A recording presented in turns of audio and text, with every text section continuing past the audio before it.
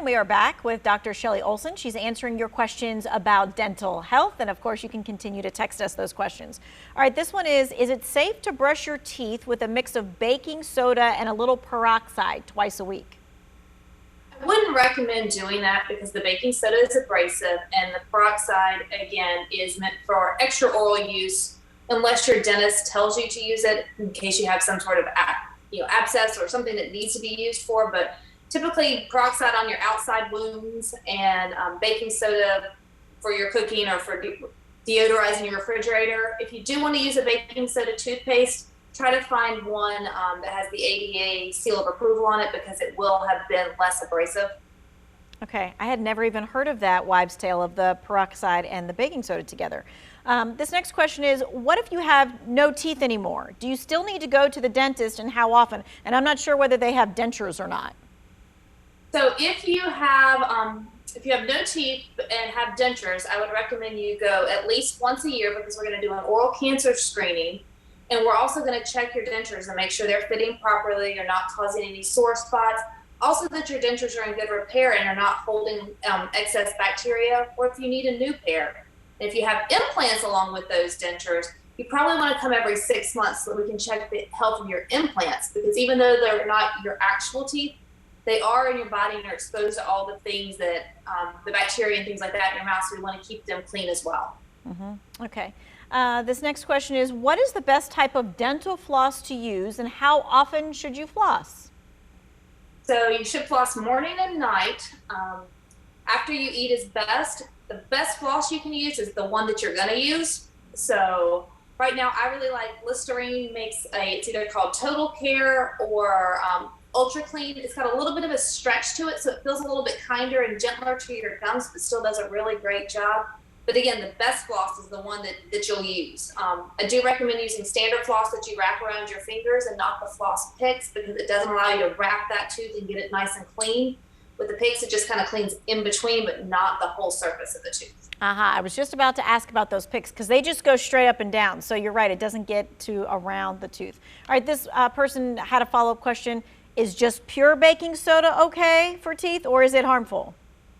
No, it's harmful for teeth as well. It's abrasive. Again, I would recommend using an ADA seal of approval toothpaste.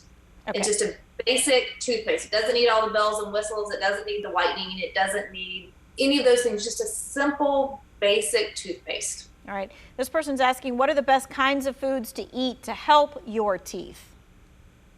So crunchy foods like apples and things like that, if you cut them up and eat them, they help debride your teeth.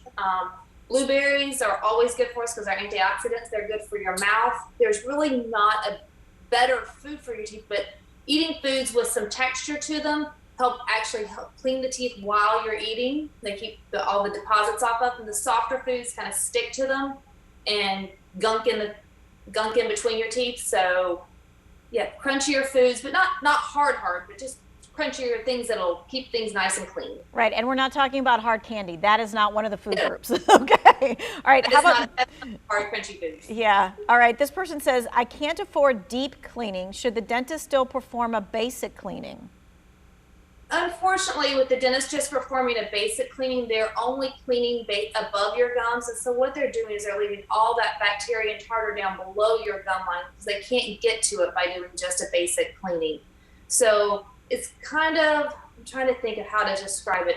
You're going to, the top portion's going to be clean, but you're still going to have all the bacteria and infection and things like that down below your gums. So they'd really be doing you a disservice just to polish your teeth. So it'd be better to save up the money or pay it in increments to be able to get that deep cleaning for your teeth care. Okay, and if you have a Sonicare brush, you know, one of those electric brushes, so we've got people who say, I scrub while I use the Sonicare. So the Sonicare does the work for you. Put it in there, leave it, lay it up next to your teeth and let it do the work. You're just there to move it around on the surfaces. Don't scrub it, you move it from area to area. And a lot of the Sonicares and Oral-B's now have a pressure indicator on them that will vibrate at you or fuss at you with a beep if you're pushing too hard.